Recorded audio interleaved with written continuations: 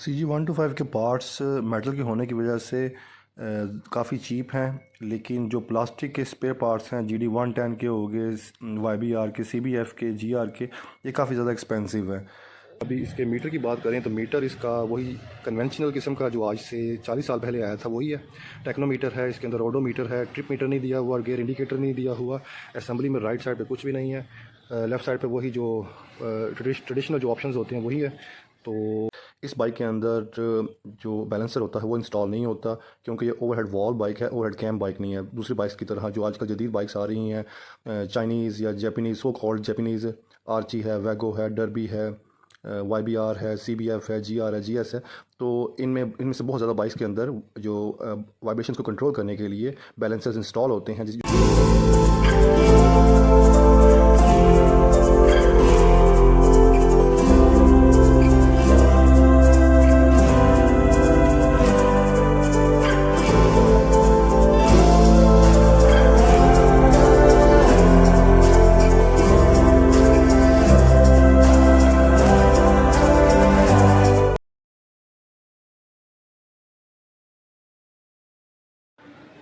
अस्सलाम वालेकुम, मैं हूं रिजवान कलेर और आप देख रहे हैं MP एडवेंचर क्लब।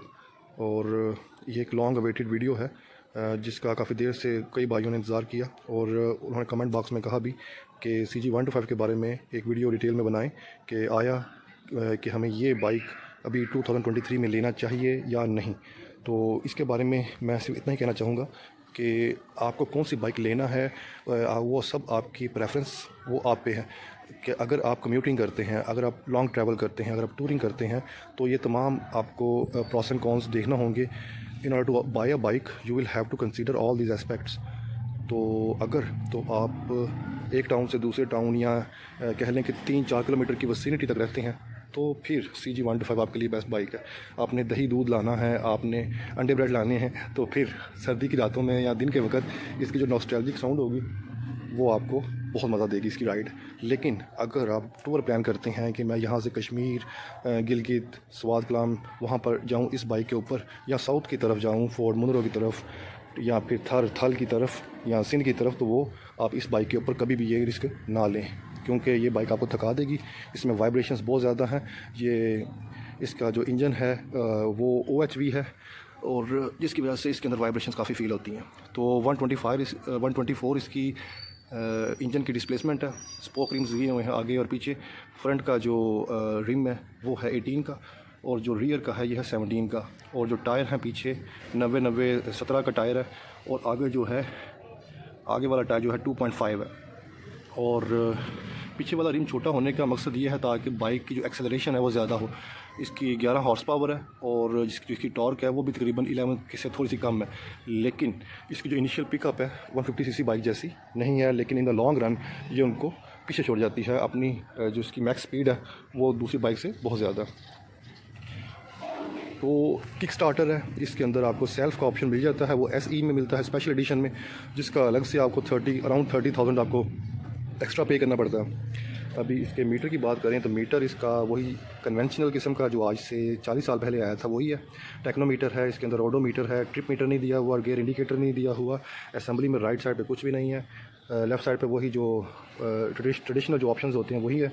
तो ओवरऑल जो इसकी हेडलाइट है उसके अंदर भी एक हैलोजन बल्ब मिलता है आपको, पार्किंग लाइट्स आपको नहीं मिलती। लेकिन फिर भी जो इस वक्त इकॉनमी का रेट है 2.25 लाख ये आपको पे करना पड़ते हैं। तो अगर आपके पास इतनी अमाउंट है और आप ट्रैवलिंग के मद्दा हैं, या फिर आपको जॉब के सिलसिले में 20-22 किलोमीटर ट्रैवल करना पड़ता है, तो फिर आप GR की तरफ जाएं, आप GS की तरफ जाएं, आप CB150F की तरफ जाएं, और उसको अपने अफोर्डेबल इस तरह से बनाना है कि आप सेकंड हैंड बाइक लें। GR लेना चाहते हैं तो 21 मॉडल ले लें, आपको 3 लाख की मिल जाएगी। अगर CBF लेते हैं तो वो आपको 2020 मॉडल 2.5 लाख तक ईजीली मिल जाएगी, और GS वो 2 लाख तक आपको मिल जाएगी, 18-19 मॉडल। और ये तमाम बाइक्स इनकी रीसेल वैल्यू थोड़ा सा पुराना होने के बाद बहुत अच्छी हो जाती हैं। जब आप शोरूम से निकालते हैं तब इनका आपको थोड़ा सा लॉस होता है, लेकिन उसके बाद ये बहुत इकोनॉमिक हो जाती हैं और आपको 1 रुपया भी कम नहीं होता बल्कि बढ़ता ही है। जैसे कि मैं आपको पहले बता रहा था कि ये जो GR है ये 3,65,000 में हमारे दोस्त ने बाई की थी और आज 6 माह बाद, सिर्फ 6 माह बाद इसकी कीमत में इतना इजाफा हो चुका है कि ये 5,04,000 में बिक रही है, सेल आउट हो रही है। तो अगर आपकी प्रायोरिटी है टूरिंग या फिर लॉन्ग डिस्टेंस को कवर करना, राइड को एंजॉय करना, तो फिर ये जो न्यू जो 150cc बाइक्स हैं वो आपके लिए ज़्यादा प्रेफरेबल है। और अगर आप उसी नॉस्टैल्जिया में रहना चाहते हैं या फिर छोटी राइड करते हैं तो फिर CG125 still is the best option for you. तो ये हमारा छोटा सा एक रिव्यू था CG125 के बारे में। आई होप कि आपको पसंद आया होगा। अगर आपको ये वाकई वीडियो पसंद आई हो तो आप हमारे चैनल को लाइक और सब्सक्राइब कीजिएगा, और कोई क्वेरी हो, कोई क्वेश्चन हो तो कमेंट सेक्शन में आप हमसे पूछ सकते हैं। जज़ाकुमुल्लाह खैर। अस्सलाम वालेकुम।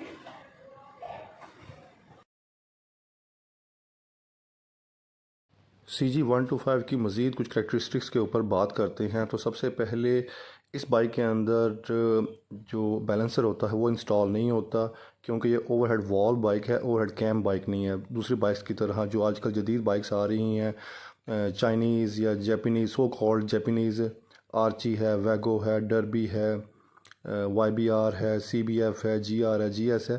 तो इनमें से बहुत ज़्यादा बाइक्स के अंदर जो वाइब्रेशंस को कंट्रोल करने के लिए बैलेंसर्स इंस्टॉल होते हैं जो कि वाइब्रेशंस को महसूस होने नहीं देते। उनमें बहुत ही कम, ऑलमोस्ट नन वाइब्रेशंस होती हैं। तो एक तो ये प्लस पॉइंट होता है उन बाइक्स का। इस बाइक के अंदर आपको मुसलसल वाइब्रेशंस महसूस होने की वजह से एक सरसराहट सी महसूस होती है आपके बाजुओं के ऊपर, जो कि लॉन्ग टूर्स के ऊपर आपको काफ़ी इरिटेट करती है। इसके बाद बात करते हैं बॉडी के ऊपर। तो इसकी तमाम बॉडी जो है इसकी CG125 की वो मेटल की होती है, लोहा है, स्टील है, तो जिसके ऊपर रस्ट आ जाती है। तो एट टाइम्स लोग इस चीज़ को बड़ा अप्रिशिएट करते हैं, इसको बड़ा ही बढ़ा चढ़ा के बयान करते हैं कि ये तो स्टील की बॉडी है, और जो दूसरा इसके जो काउंटर पार्ट्स हैं YBR और CBF और GR, वो बाइक्स जो हैं उनके अंदर प्लास्टिक यूज़ किया गया है। तो अल्लाह ना करे, खुदा न खास्ता एक्सीडेंट हो बाइक का, तो नुकसान दोनों का ही होना है। तो सबसे पहले ये कि केयर से बाइक चलाएं, आप थोड़ा सा डिस्टेंस मेंटेन रखें, और ताकि बाइक भी सेफ़ रहे और आप ऑब्वियसली आप खुद भी सेफ़ रहें। तो अगर आप एक्सीडेंट नहीं करते, अल्लाह ताला आपको अपनी ईमान में रखे, तो उससे ये फ़ायदा होता है कि आपके बाइक को रस्ट नहीं लगनी। प्लास्टिक के पार्ट्स होते हैं और वो साल साल चलते हैं। वो आप इवन के अगर आप 10-15 साल भी चलाते हैं तो उसको कोई भी 19-20 उसके साथ नहीं होनी, अनटिल कि आप का कोई माइनर या मेजर अल्लाह ना करे एक्सीडेंट हो, तो उससे ही उस बाइक को नुकसान पहुंचना है। इसके अलावा CG125 के पार्ट्स मेटल के होने की वजह से काफ़ी चीप हैं, लेकिन जो प्लास्टिक के स्पेयर पार्ट्स हैं, GD110 के हो गए, YBR के, CBF के, GR के, ये काफ़ी ज़्यादा एक्सपेंसिव है।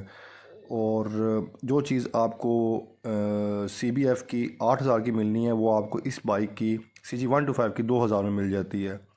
इवन कि एक जो इसका लीवर है वो ओरिजिनल 1400 का है, 1400 का है, और उसका जो लीवर है वो आप 125 में चेंज कर लेते हैं। तो पार्ट्स उसके आपको सिर्फ ओरिजिनल ही डालने पड़ते हैं, इसके आपको हर कैटेगरी के पार्ट्स मिल जाते हैं। तो ये भी एक प्रॉस है, ये एक फ़ायदा है, लेकिन ये तमाम चीज़ें आप कंसीडर करके ही बाइक लेते हैं। तो ये हमारा छोटा सा एक रिव्यू था CG125 के ऊपर। अगर आपकी कोई भी क्वेरी हो तो काइंडली पूछें, और हमारे चैनल MP एडवेंचर क्लब को लाजमी लाइक, शेयर और सब्सक्राइब कीजिएगा। जज़ाकुमुल्लाह खैर। अस्सलाम वालेकुम।